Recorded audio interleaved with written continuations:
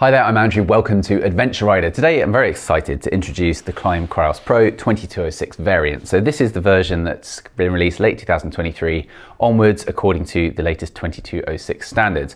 2206 is worth noting because it marked a big change in the way helmets have to be certified from the predecessor, the 2205 level of ECE certification, which was relatively easy for manufacturers to gain. There was a large disparity between the ones that just about passed and the ones that did so comfortably. So 2206 aims to bring everything up to a higher standard and therefore leading to a narrowing of the gap in terms of the protective qualities of it and more reassurance for customers. The Klim 2205 Krios was a very popular helmet. It was notable for being extremely lightweight and people who have had one rave about it. So the question is, did it have to meet many concessions in order to achieve 2206 approval? Well, the short answer to that is no, it didn't. It still has all the same wonderful features, which I'll take you through in a moment. So people upgrading from a 2205, there's no immediate need to do so, in all honesty. This helmet hasn't had to change substantially, which shows how good it was even when it didn't need to be. But if anything, I think the argument for this helmet in favor of it has improved even further towards saying this is definitely one of the best helmets and one of the best value helmets, despite being one of the most pricey helmets in the dual sport segment, because it has maintained this extreme lightweight nature to it without having to sacrifice that at all to achieve 2206. And by comparison, some of its competitors at a similar price point, they're significantly heavier. We're talking 500 grams heavier, and this one comes with a lot of features and a lot of extras included that they don't either. So a really compelling argument. This is the first item from Klim we're going to be featuring on our reviews, and we have many more to come, so stay tuned. But for me, this is a great example of where to start with this brand, because it's a brand that everyone knows and everyone has strongly polarized opinions on. Some people, and especially people who have used it, tend to be massive supporters of the brand, and some people just say that it's just overpriced stuff. But for me, here's a great argument as to why, yes, it's expensive, but yes, you are qualitatively getting more for your money when you consider everything this comes with and how well it does it. So this is a carbon fiber shell. This is hand interlaced carbon fiber throughout, so this is very solid, but yet very lightweight. So this 2206 variant comes in at just over 1200 grams, which is absolutely staggeringly lightweight. It's lightweight for any helmet, let alone a dual sport helmet, which are generally around 1700 to 1800 grams because they've got a lot going on. They're full face clearly in composition, and the extra peak usually adds a little bit of weight as well. There's lots of ventilation options needed, and they usually have other features beside that. So accounting for all this, coming in at something with such a lightweight helmet is very impressive, and this has real world benefits. It doesn't need to be pointed out really, the benefits of being lightweight, but if you're on the bike all day, it's clearly less strain on the neck. It's great when you have this in hotter weather. You get a large degree of ventilation coming through this helmet as well, partly as a result of the lightweight compositions, which I'll explain a little bit more. The key thing that makes the helmet overall only 1200 grams is because of the Koroyd lining. This is something that we haven't seen too much of before in any of our sister companies either, and when you really experience the benefits of Koroyd, you wonder why many more manufacturers aren't adopting it.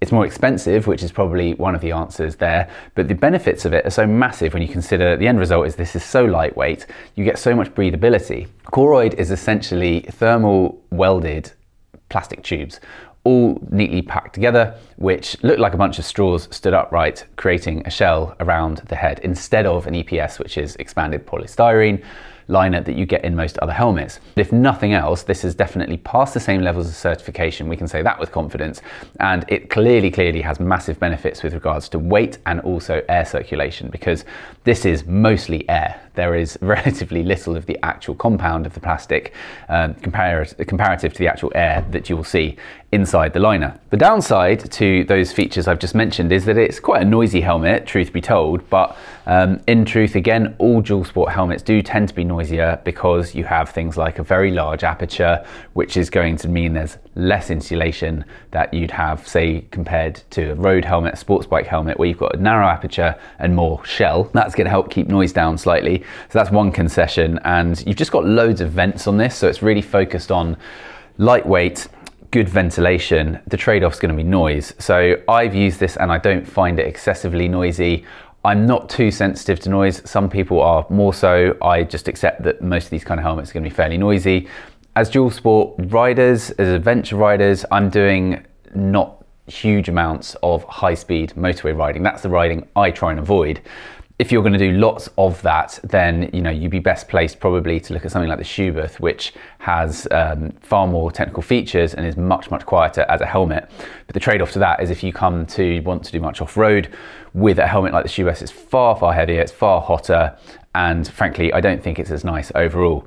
The good thing about dual sport helmets generally, to give this context, is that really they give you all the benefits of a full face helmet, and you get this huge field of vision, which once you've started using, you really won't want to use any other kind of helmet on the bike. But you can modulate it, so you can take the peak off and have it just as a regular normal full face helmet with far less drag resistance and therefore good at high speeds. The one thing I'll say on that is this peak is really aerodynamic in comparison to a lot of other peaks that stick out and are usually one solid piece that does create quite a noticeable drag, particularly if you have a higher touring screen, or worse still, a mid-height touring screen where it deflects the air straight to the peak. That can create quite a lot of drag. This one, I didn't really notice a huge difference in all honesty between having it on and off, which is quite impressive, and this also means it's going to kind of keep weight down slightly, I suppose, too.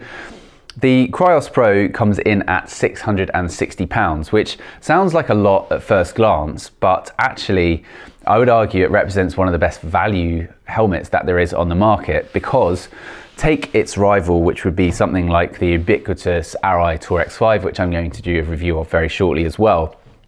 That's the sort of go-to helmet, it's the one everyone imagines when they imagine you and Charlie going around the world. That's a helmet that comes in at a similar price point. It's $599 in plain colours and it's $699 in graphics. Klim is $660 regardless of whether you go plain or graphic, and I personally think that the graphics are very nice in the Klim range. They're sort of tailored to go to some of the bike brands out there with sort of hints of orange for KTM and so on. But I think they all look really good. Here we have the Rally Bronze, and I think this is a really nice tone, split up quite nicely. It's not too fussy, it's not too boring, it's just the sweet spot for me. But this one comes with so many features. You've got the pin lock included as well, but so too do you on the Arai, but that's really where the features that you get with it stop. The Klim one comes as well with a transition visor, which is really great because transition visors are very expensive. Usually they're kind of £100 plus. So the fact that you're getting that included in the price is definitely a benefit. The transition visor is wonderful, and I use it in spite of the flaws on my other helmet that I use every day, which also has one. The benefits of them are clear, that you don't need to switch out depending on the sun or the lack of, or the fact that it's day or night, because it will simply transition according to the ambient light around you. It does have some foibles, such as every time you put the visor up, you're going to notice that you're going to get these sort of cutouts that mirror the cutouts on the peak, because the sun's here coming straight down, so you're going to have comparatively dark spots where there's a gap through the peak, and then slightly lighter spots, and then you put it down as you pull away from the lights, and it's just a little bit strange and disorientating. I can live with it, it's not a deal breaker for me. The benefit of having the transition still means that I prefer to keep that one in place, but some people again will be more put off and more fussy about that, but it's still great to have that as an option. And of course the solution to the transition issue is you take this peak off. And that's another great point. It's really simple to take the peak off, the visor off and everything. I will do it in a moment, but you simply have these two twist points, which you can do with your thumbs, with your gloves on if you want, that you orientate into a downward position and you pull these parts out. It's that simple. And actually the Klim Krios Pro is one of the few that makes it really easy, tool-free, and done so in a neat and concise way. So that's also got to be commended highly for usability day to day. As well as the transition visor, you also get the caps which go over the side pods. If you wanted to remove the peak and have it with goggles, then that just is like a blanking plate, and that's quite a useful thing to get as well. And it also has other little systems like the Fidlock system, which is the mechanism for doing up the chin, and that's something that people really rave about. So people that have used it say you're never going to go back to the standard double D thing. I'm not like as bowled over by it. It doesn't really bother me either way, but it's certainly not a bad thing. And funnily enough, it actually adds weight back into the equation because it's heavier than just a standard double D strap would be. So in spite of that, obviously this is 1200, as I say, it's somewhat 500 grams lighter than I think anything else in its class. The Arai is 1750, so there's just a huge gulf between it.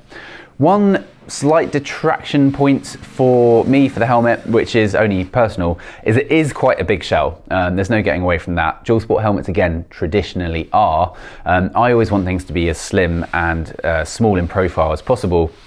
This one's not enormous, but it's not small either. And I think the reason it stands out so much is these exit vents on the back. For me, I'd prefer it without them. I think they just give it a little bit too much edge. Some people will love that, and that's very subjective, but just to say shell sizes are relatively on the big size, and in spite of that though, as I said before, still incredibly lightweight. The lining is removable, washable, antimicrobial, and it's very, very comfortable as well, so it's easy to just get on with this helmet straight away. Chin curtain is included as well, which is always useful, and that can be removed and just pulled out in a nice and simple fashion. The vents are all relatively easy to orientate. You have this big thumb piece here, which means you can do it easily with gloves on. You can also unscrew this little point on the top of the peak, so you can have it backwards and forwards depending on the orientation that you want to have it in. You've also got vents up here as well. You will definitely need the pin lock fitted if you're going to be using it in remotely cool weather, because the standard visor will mist up very, very quickly without it. So if you're in the UK, that's a dead giveaway that you're going to need that. Interestingly, the transition visor that comes with it has a note on it saying it's not 2206 approved because of the transition time is not quick enough to meet the regulations for that. So that's not something I've seen anyone pick up. It's a relatively minor point, but just to say, technically speaking, once you have that on, the helmet will no longer be 2206. 2206 visors also have to be far more substantial than the old versions did. So that's one of the differences between the predecessor to this, is that this visor now feels solid and dependable and not cheap and plasticky, which I think it did on the previous one. Everything though is fundamentally really well put together, and this is a helmet that, with the Koroyd and everything, it will last a long time. It's supposed to last longer than traditional EPS liners, but that said, other parts of the shell are likely to degrade, so the recommendation is to change it every 5 years, which is in conjunction to a carbon fiber shell, top quality helmet from any other brand, so nothing conceded there from Klim. In terms of the actual fit of the helmet, it's, I would say, pretty accurate to the sizes given and indicated by Klim manufacturer. I did find that it was a little bit more of a lean towards people with a rounded and an intermediate head than those with an oval head shape. I found there was a little bit of pressure just here, but I'm definitely more on that oval head shape spectrum. So I think for most people, the middle ground, this is going to be fine, but we do free returns. You can try these on in our London store, in our Adventure Lounge, and you can just get a feel for it for yourself. So there's no risk if you want to buy it through adventurerider.co.uk. We're very happy for people to try them on. The 2206 version is likely to be every bit as good as the predecessor, so anyone who had one isn't going to find huge significant changes. I don't believe there have been too many. It's more a context case of now that 26 has come into effect. This one stands out even more for me, and I think therefore it's one of the best helmets in the adventure dual sport segment, and one of the best helmets full stop, frankly, in any category at all. So if you've got this helmet and you've got user real world experience with it, please leave that in the comment section below. We'd love to hear from people that have ridden with it and can either support or come to a different conclusion to the ones that I've reached in this review. And you can also ask away any questions you may have. We will always try and get back to you as quickly as possible. Stay tuned for more video reviews of the world's finest riding gear in the adventure world, and we will see you again. There's lots of exciting stuff coming on this channel, including stuff outside of the studio, and we'll be excited to bring that too. Thank you for watching. See you soon. Goodbye.